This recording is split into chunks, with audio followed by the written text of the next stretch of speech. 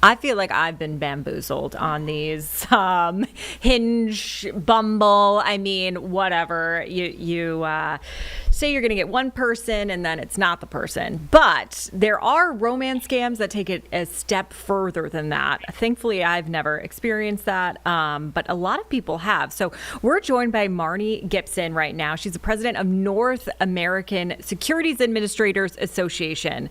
That is a mouthful, Marni. Thank you so much for being here with us. Now, there's been, in 2024, more than 65,000 reported romance scams, which equals $3 billion in reported losses. Who is being targeted here? So, you were talking about just some of the apps. I heard you just mention a few of them there. So because of what you're talking about, let me just say, everybody can be a victim.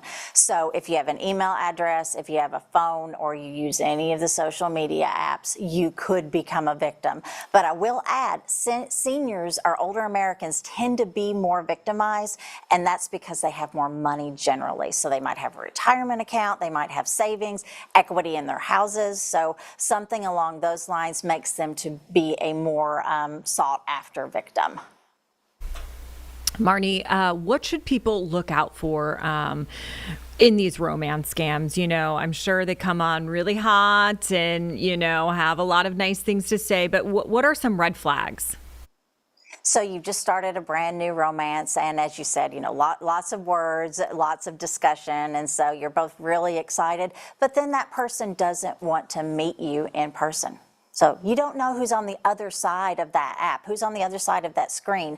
And no matter how many times you try to get them to meet you in person, they always have an excuse. They live too far away, they don't have the money, and so they just don't want to meet. So that's a red flag, because you just don't know if what they're telling you is true.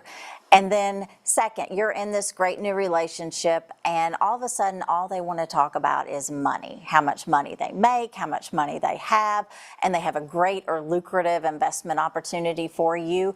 And all of a sudden, it's, hey, invest in this. I care about you so much. I want you to be able to experience what I am experiencing. What would you say the best way to go about starting a new romance is? Maybe asking to meet for coffee so you can see them in person, that sort of thing. When is it appropriate to ask to meet up, or maybe a FaceTime, right? Honestly, if we live in a society now where we can do things like FaceTime, you can Zoom, you can see that that is a real person, because what you see on that screen could be someone all the way across the world. And AI makes that even worse, because they can create images of them with a fancy car, or with a job, or some other place that they're visiting. And so you don't know if any of those images that you see are real. So while dating apps certainly have their positives, and there are many people trying to connect across the country, being able to see them in person and be able to trust for your own eyes is a key factor.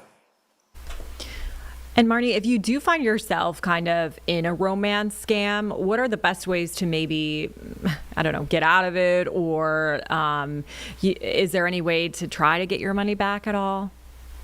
So, that's hard. So the first thing you want to do is not be embarrassed. So if you feel that you have become a victim, you want to report it. So you can reach out to any of the state securities administrators. There's one in every single state, and we can help you at least get started. So we can help look into it. We can refer to another place. We can work with you. So key is, don't be embarrassed, and then contact us. So for example, contact your regulator in North Carolina. So you can actually go to NASAA's website and get that information. And I'd love to share that with you. So it's NASAA.org.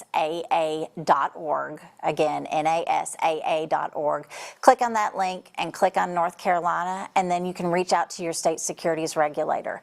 And even if you just have questions, we would love to be able to give you knowledge and help before you become a victim, but don't be embarrassed after either. All right, Marni, thank you so much for being here on Live Impact News. We really appreciate it. And thank you for all that good advice. Thank you. Thank you for having me.